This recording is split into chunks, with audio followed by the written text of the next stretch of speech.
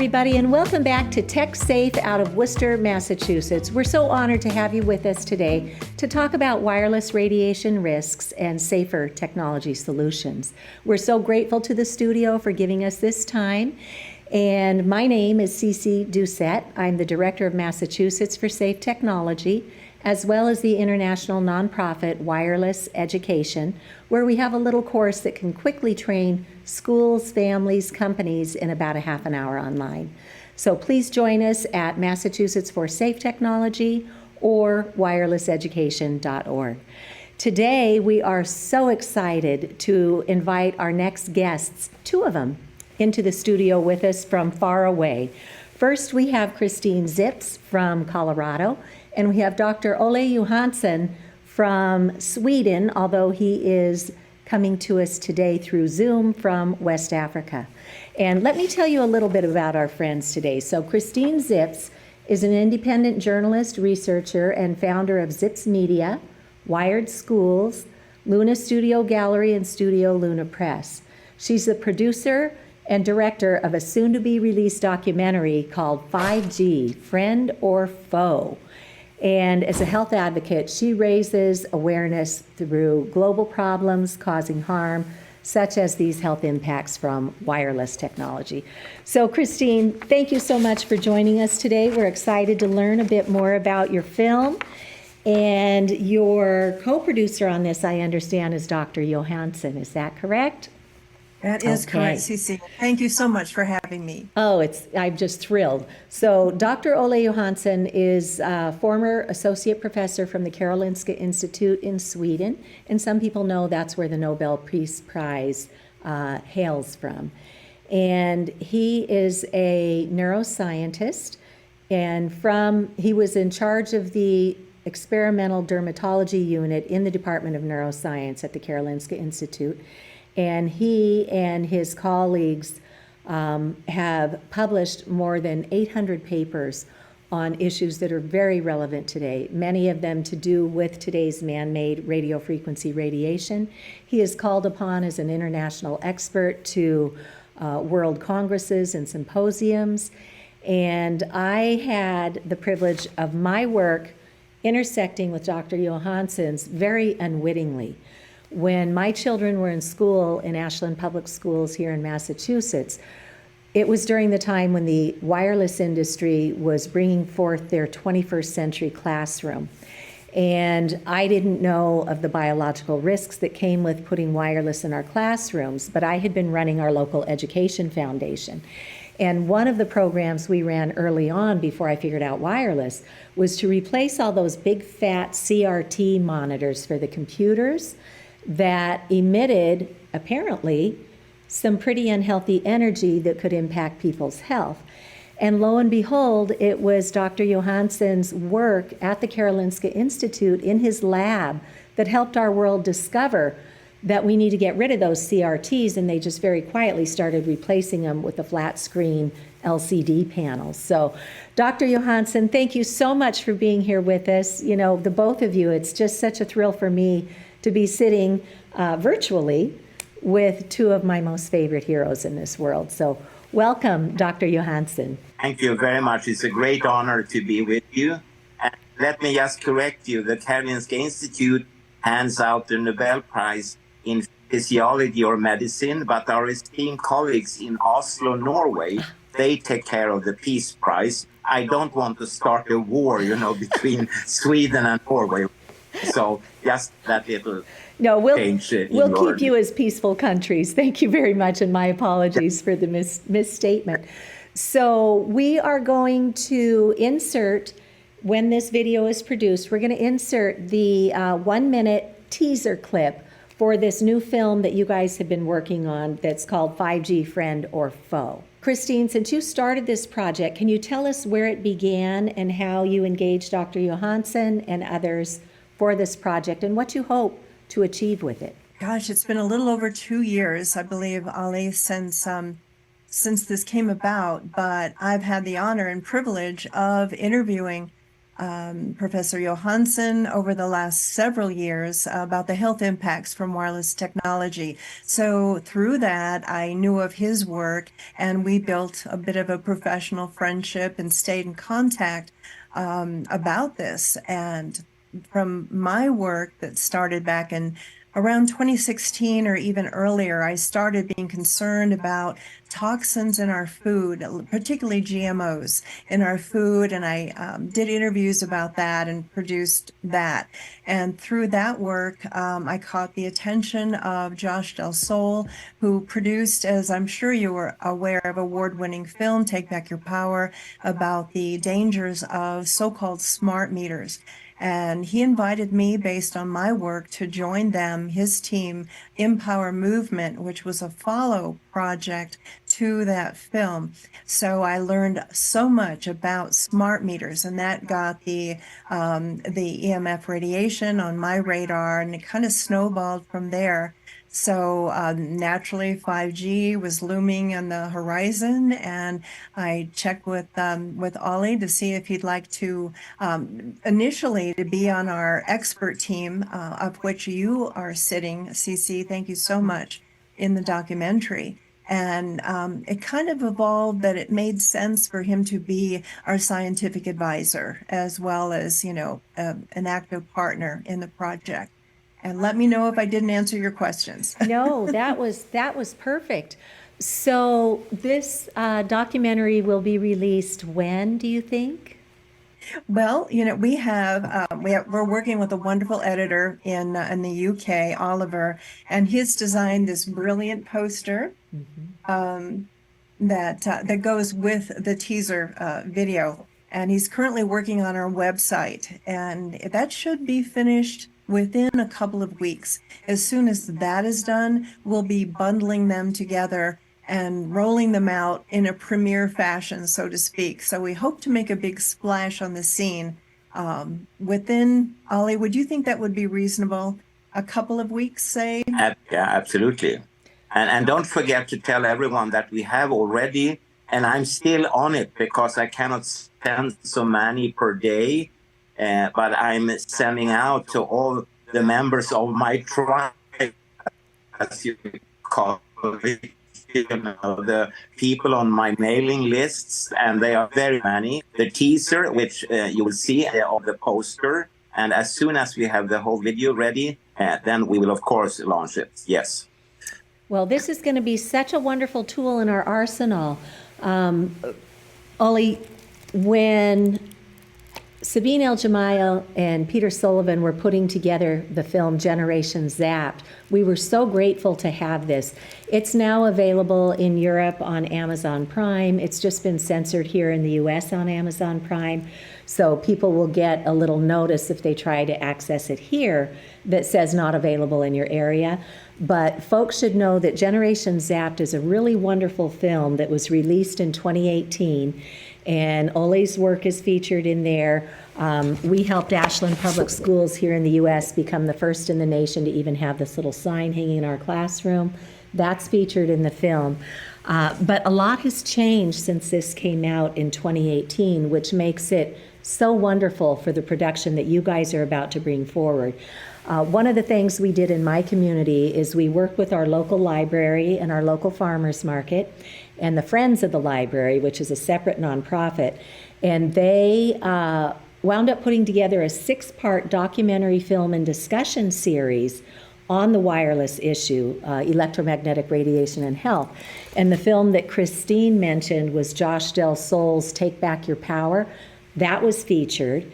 And there were many others, as well as talks by Dr. Erica Mallory Blythe, Dr. Deborah Davis, and other films that are out there. So it's so critically important to have current information available. And I think that this 5G friend or foe that you guys are producing is going to help to fill that gap that we now have today. So we're very, very grateful. So Dr. Johansson, can you tell us how you first got involved in the electromagnetic field or EMF issue? Well, I've told this story many times, and that goes back a very, very long time already, and that's before you and Christine were even born. It was in 1977. Oh, when I was I born. became interested in. Oh, no, you were not. You were young, you know. But I got very interested in adverse health and also biological effects. We shouldn't forget the other 8.7 million species on this planet that are impacted right as we speak with various forms of exposures, including, of course, from the fifth generation mobile telephony. But in 1977, I got very interested. And then in the early 80s, I was confronted with a radio program, and it was a woman here in Sweden that was talking about the newly found screen dermatitis or electrical allergy people that later were transformed into the disability called electrohypersensitivity. And that fired me up even more because it was so very, very interesting. And since then, we have tried our hardest to perform different types of investigations. And to no one's surprise, it is not easy to persuade really people to, for instance, support our research with the funding we need. The society has decided that all these gadgets are safe, in spite of the fact that, for instance, the manufacturers of technology, the operators, the insurance and reinsurance companies, none of them take any form of legal responsibility of their own legal products. And that speaks volumes, I would say. And they actually abandoned ship for 20, 25 years ago and has not been seen aboard since then.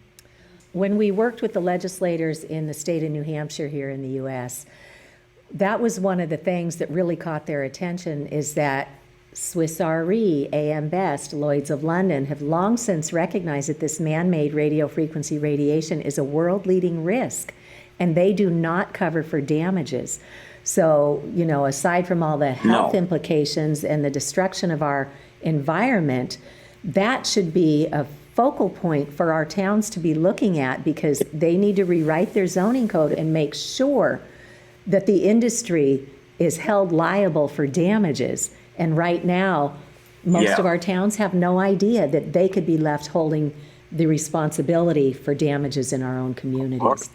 It was at a meeting in London 2002, so that's more than 20 years ago. And at that were the type of insurance companies as you just described, and all of them said openly, without trying to hide anything, that for them, the question was not whether the electromagnetic fields and radiation was dangerous or not. They knew it was dangerous. The only question for them was, who is going to pay when people in the future want to have compensations due to health claims like cancer and so on? And they said, we don't want to do that. We leave that to society. And of course, they are commercial companies. They are entitled to decide for themselves what they will cover. And, you know, insurance companies, for instance, they cover very dangerous activities like gas-filled ships on the oceans.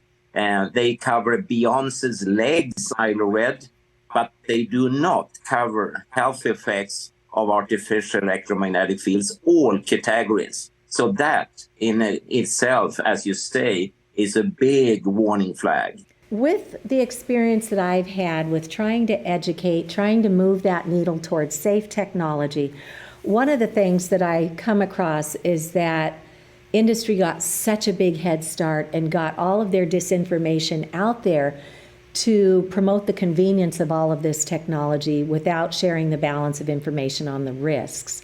So most people will, by now, have been conditioned to think tinfoil hat conspiracy theorist. In fact, one of our select board members just said that this week when I was talking to our select board, which is our form of local government.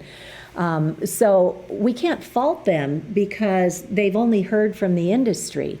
And by now, where we used to have many, many independent journalistic outlets, mainstream media has been bought out and bought out and bought out, and it's now owned by the same 4 to 6 conglomerations that own these companies that promote all these toxins into our society.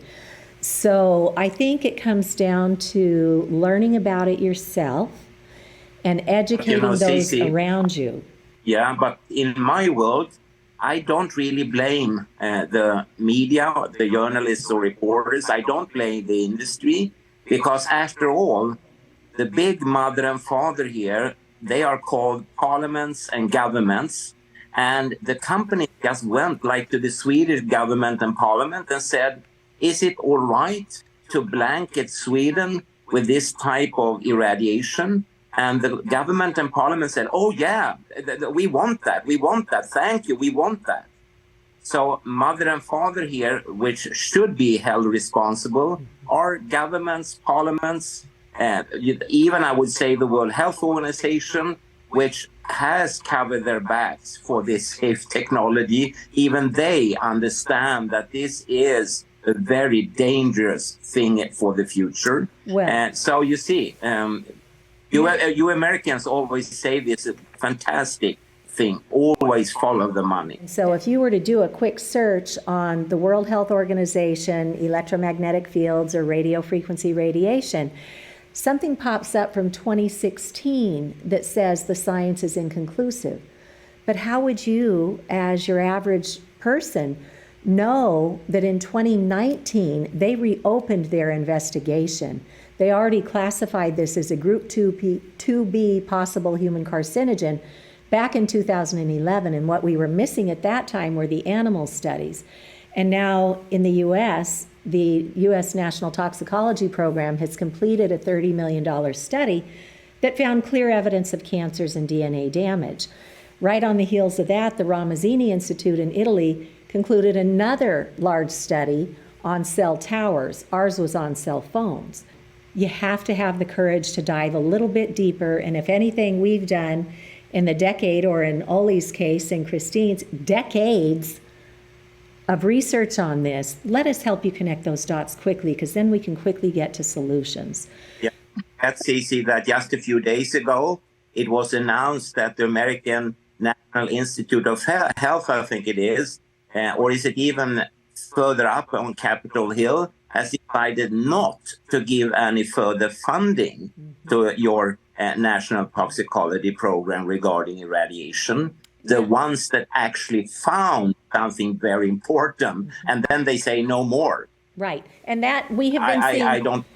We've been seeing that since the 1990s. So when the telecom industry got into Congress and they passed that Telecommunications Act of 1996, they then went and defunded all the good work that was being done through the Environmental Protection Agency, the Centers for Disease Control. They just pulled the plug on those programs, just like they did this month with the U.S. National Toxicology Program.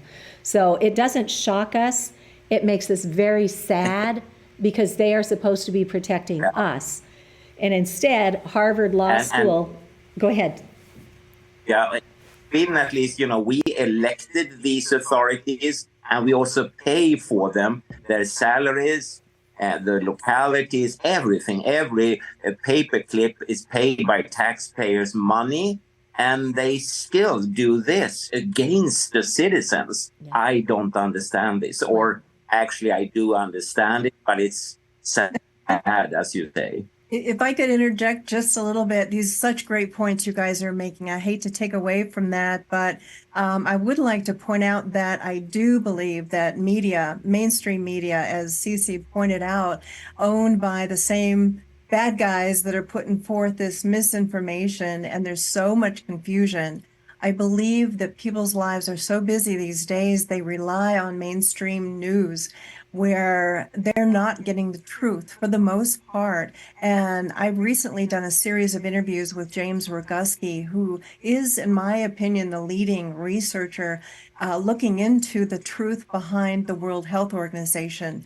They are not our heroes, as I always thought they should be, but they are pulling some lots of behind the scenes shenanigans from the health perspective. But if I'm happy, maybe Cece might share a link to some of those interviews, but that would be good.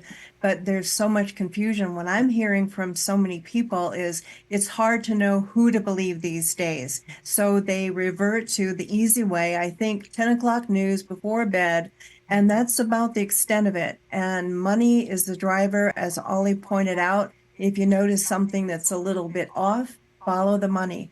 And the control and this confusion and censorship is alive and well. I've received that. I recently did an interview about a Nuremberg hearing and was put in timeout, got a strike against me from YouTube, and for 90 days. And they wouldn't even hear my appeal, but it was all truth. And I was very well supported with those points, but I'm talking too much, but I wanted to make those points there that and we see this all over our society today. So it just creates an opportunity to create a parallel society that gets back to honesty and integrity and protecting the public. And I'm so happy to see that so many citizens are tuning in because they're seeing people get sick. And sometimes that's what it takes. Why am I falling apart? Why can my healthcare team not help me anymore? And we do have an EMF medical conference that is now available at no charge for everybody in the world to go train with world-leading doctors and scientists, building biologists and advocates. If you go to EMF Medical Conference 2021, it's all there. It's not being brought forth to the public. We have materials to train our schools. The Massachusetts Breast Cancer Coalition already has kindergarten through grade 12 curriculum developed. So we have Tech Safe Schools, which is a wonderful website by Patty and Doug Wood that lays out the science, that lays out the legal risk, and most importantly, teaches us how can we have our schools be safe, healthy environments again, where creativity and exploration can flow for the children instead of headaches and nosebleeds and ADD and ADHD and autism and anxiety and depression at epidemic levels. We, the people, need to step up, and that is why I'm so grateful that this new documentary will come out. Christine, can you tell us who else you brought in on the team for that film? In addition to UCC, so grateful for you and all that you contributed. We had building biologist Eric Windheim from California, Jennifer Wood, who has been EMF compromised. She's suffered greatly from her exposure to that. Dr. Sharon Goldberg, expert on this. They're all experts. Dr. Paul Haru, and there were a total of 6. Ollie, am I missing? I think I'm missing someone. Just Olle. Well, I love what you say and also what Cece says. And the only one that you kind of forgot is Camilla Rees. Oh my. And in the document, yes, indeed. She's some of the most important words, which you have already said. And she says we need to educate, educate, and educate. I always tell people, don't be shy. I mean, no one knows, in spite of the glorious introduction by Cece, no one knows who I am. So wherever I go, regardless of what people are doing, I will step up to them and tell them, for instance, what Cece said. Do you know that the World Health Organization in Geneva in Switzerland has cancer classified the radiation that you use for your cell phone? You have a crack in their armor, and you can start spoon feed them with information and educate, educate, educate. Absolutely. I'd like to speak to, Cece's done so much work in schools, and I started a group called Wired Schools, and we have a Facebook page and everything. But as you know, children are so much more vulnerable to this radiation with their blood-brain barrier, their thinner skulls, more moisture in their body, etc., that conducts the electricity. But also I'd like to mention with Camilla Rees, about 7 years ago, I co-hosted an event downtown Denver called Screen Time in Schools, What Parents Should Know. And Camilla was on our expert panel along with that and did a wonderful job. So Yeah, yeah. she's phenomenal. She and Brings a Dr. lot Martha to Herbert people. from the Autism Lab at Massachusetts General Hospital, they got a really important article placed in a parent's magazine that came out right when I was still just talking to myself about this issue. So it was so empowering to see the work that they had done together. And I got to meet her at a disability hearing on radio frequency down in Rhode Island. So we're just so grateful. And Dr. Sharon Goldberg is a boots on the ground physician. She is treating patients. She diagnosed the families out in Pittsfield, Massachusetts, where the Verizon cell tower made them so sick they had to leave their homes. Just a little word to everyone out there who would maybe you're a little new to this issue. Maybe you'd like to do something yourself, but I can't stress the importance about doing your own research. I always ask people, don't take my opinion or my words as truth, or just research the words, make up your own mind.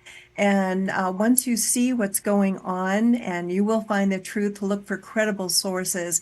Just reach out to everyone you know. Start maybe on the local level with your county commissioners and say, do you realize I approached a local one here in my community, and I said, I did research in her office. I said, you know, you're so close to your Wi-Fi router and the cell tower near your building, we did measurements, and this is impacting your health. It's cumulative.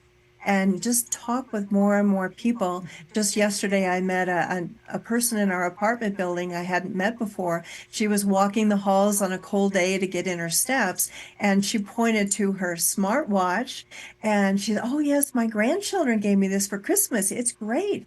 And I said, you know, they really seem so convenient, don't they? And I said, forgive me if I'm imposing, but you might want to check into the radiation that's emitting from this, as well as other wireless devices. And if you like, give me more information. But she had not heard it. Right. Yikes. So Industry's not going to tell you.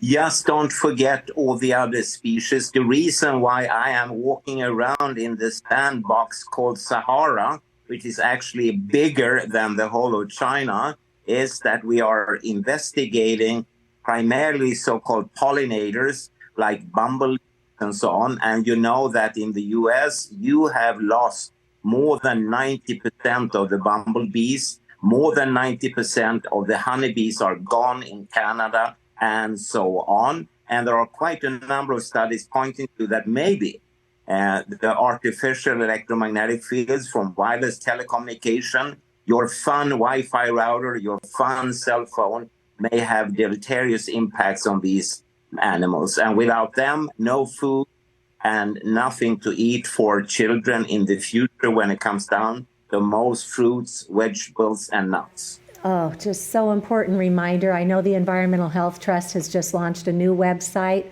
on wildlife and wireless. So we will be able to provide that link to you too if folks go out to Massachusetts for Safe Technology.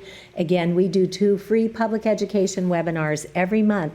Anybody could just come learn with us. Come back again. Folks come again and again and again as they learn more, take steps, learn more, take steps. So we're always here for you. Please join us at Massachusetts for Safe Technology. Thank you, Olle Johansson. Thank you, Chris Zips. We are just so honored to have you, and we look forward to sharing 5G, friend or foe, when it's released. All right, everybody, have a tech-safe day. Thank you.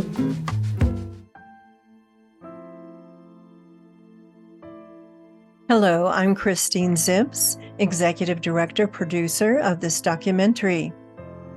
Right now, the 5th generation 5G of mobile telephony is rolled out exactly where you live. More and more adults are asking themselves if all this extra artificial radiation really is safe.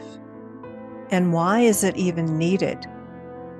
In a soon-to-be-released video, I, along with retired Professor Olle Johansson, previously employed at the Karolinska Institute and at the Royal Institute of Technology, Stockholm, Sweden, together with a group of esteemed and internationally recognized experts, try to answer these questions. We strongly believe you'll be surprised by the answers, so stay tuned.